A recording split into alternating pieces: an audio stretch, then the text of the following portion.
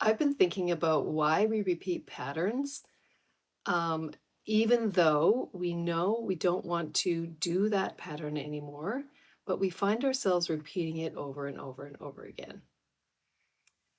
So, this came up for me. I was going to my monthly book club, and I was afraid that it was going to be my choice for picking the book. And I say afraid because this is a time for me that brings up a lot of insecurities. What if I get it wrong? What if nobody likes the book? What if this book is considered not good enough? Whatever really relates to when I think, okay, then I'm not good enough because I chose a not good enough book. So these old patterns for me started to surface as soon as I thought it was my turn to choose the book for book club. So maybe you can relate to this feeling of knowing that you are no longer the person who worries what everybody else thinks. You've chosen to be more authentic, like me. You've chosen to live a life where you are creating your own life, not based on what other people think, but what's right for you. But you find yourself doing things that match the old way you were instead of who you are becoming now. After life shakes you up and throws you into what Martha Beck calls the change cycle, everything that we were before no longer feels right. It's all being questioned. Nothing fits into the day to day of your living. And you're beginning to break down who you were so that you can rebuild who you're going to become. Now, this time, there's a period where we're kind of in that in between, and we haven't fully become that new person as we go through the other squares of the change cycle. And so we're still stuck in this, we're not who we were, and we're not who we're becoming. And during this time, you'll often find that you are repeating patterns that have not really been let go of. And this is a time for you to really grab those patterns that you're repeating because they hold some information for you on your next journey. This is a particular kind of stuckness. It's where you know that the old ways and your old habits and your old beliefs no longer fit who you're becoming now, but you aren't quite ready to know exactly what it looks like and who you are and how you show up. So, by default, you'll often go back to these old habits that surface when you need them. Now, let me talk a little bit more about what I mean when I say need them. So, the reason we had these old beliefs and old ways, old habits, was for some reason or other, they kept you feeling safe or helped you feel like you belonged or you fit in or you were not stupid or whatever it is that you had fears about. You came up with this way to help you move forward and it helped you keep safe, but it's not authentic and it's not really who you are. So it no longer fits this new path that you've taken, which is this conscious living, authentic, growth centered life. But you're not there yet. So you're going to default to these old ways. So all of the things that we do, all these patterns, all these habits that we no longer like about ourselves or we don't want to do, they were there for a reason. And today I want to talk a little bit about the growth mindset versus the fixed mindset. One of the ways that you can really make the changes that you want to make, that you find you're doing that you don't want to do anymore, is to look at your mindset. And mindset is something that Carol Dweck wrote about in her book called Mindset. And she talks about the difference between fixed mindset and growth mindset. So often when we have trouble changing patterns or we default to the old ones that worked for us before, it's because it's based on your fixed mindset of who you are. So you might believe things like, I am a person that needs to get others' advice before I know how I want to move forward. I'm a person who needs to fit in, to not look or be judged in a certain way. So, whatever that is, it's a belief that you have about yourself. And this is fixed, it's not something that changes based on circumstances. Versus what Carol Dweck calls the growth mindset.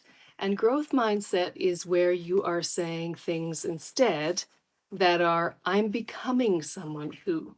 So it allows you to have this belief about yourself who is growing, who is changing as you gather more information, and is learning how to be in the world every day as new circumstances and situations arise.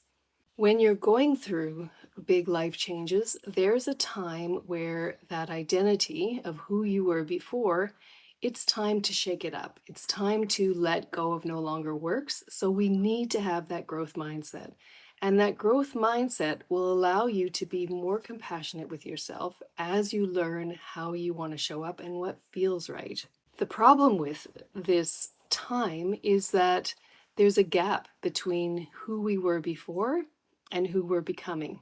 And that's where the growth mindset is there to help you to understand how you're allowing yourself to learn and grow as you're becoming who you next are meant to be.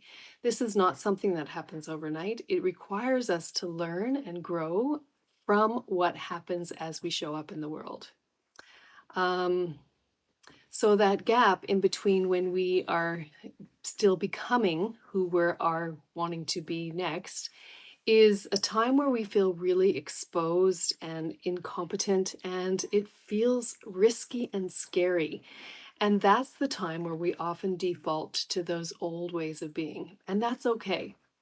And one of the things that I talk about a lot is that we use those moments to help us know and learn what we're becoming next. So these are areas that you're ready to let go of. You're ready to learn what is something you want to do instead. Therefore, they're kind of like a gift for you. They're helping you understand where you are ready to grow, where you want to change. And for me, with the book club example, instead of me resorting to getting online, looking what all the book club people were saying and what were the best picks and why, and then choosing one of those, instead it was really looking at, what do I want to read this time? What lights me up? Not what everybody else is interested in, not what everybody else thinks is a good book, but to really pause and be okay with thinking about what I actually want and getting advice, getting support, getting ideas, but first looking at me. What do I want to bring to the book club? How do I want to show up? I know this is a silly example, but it's one of those ones that shows up for me in these really simple ways that can show me where I am not willing to be authentic, and it's scary. But I'm also not willing any longer to not be authentic. So it's allowing myself to learn, get it wrong, take the risk, be courageous, and just show up as myself. But I've got to really sit with me to figure out who that is. I haven't become the next book club expert. I'm not there yet. So this is something I have to sit with and learn. What do I actually want to read? What is interesting to me? What seems like a really good discussion for this group? So these are all questions I have to ask myself instead of running to find what everybody else says is a good book club book. So one of the things to remember is that when your life has been shaken up and you are in square one of change, where you're breaking down what no longer works and letting it go, is that this is a time that you can hold on to your old ways and learn from them. It's not about beating yourself up or telling yourself that you need to change now. It's about being curious. It's about having a look at, wow, this keeps showing up for me, even though this is not how I want to move forward. How fascinating. And I love to say that to myself. How fascinating. What can I learn from this? I feel uncomfortable doing it my old way, and I feel uncomfortable doing it a new way. I'm in the in between. And I remember to use and choose the growth mindset. I'm growing, I'm learning. I am not a person who can't figure this out. I can figure this out, but it's going to take some practice and some learning. So it's choosing to be more gentle on yourself as you choose to be a person who grows and learns and changes. So, what if who you are isn't fixed? What if you did have this growth mindset as you move forward in this new reality that you are entering into, this new becoming? What would that look like? And one of the things that I will tell myself when I find myself doing things that I know no longer fit me is to remind myself that I am becoming somebody who trusts my own judgment, even when it's scary. And so I'm admitting that I'm scared still, and I'm okay with that. I'm okay with being scared because I know it takes courage to show up, especially for me, because I like to be right. I like to not get things wrong. So I have to be a person who says, that's who I used to be. That was my fixed mindset. And now I'm okay with fumbling, making mistakes, and I still trust my judgment. All right. So we're going to talk a little bit more going forward about what that looks like when I'm actually in a moment and how I coach myself through it. So we'll talk about that next week. But until then, have a fabulous week and we'll talk to you again soon. Bye for now.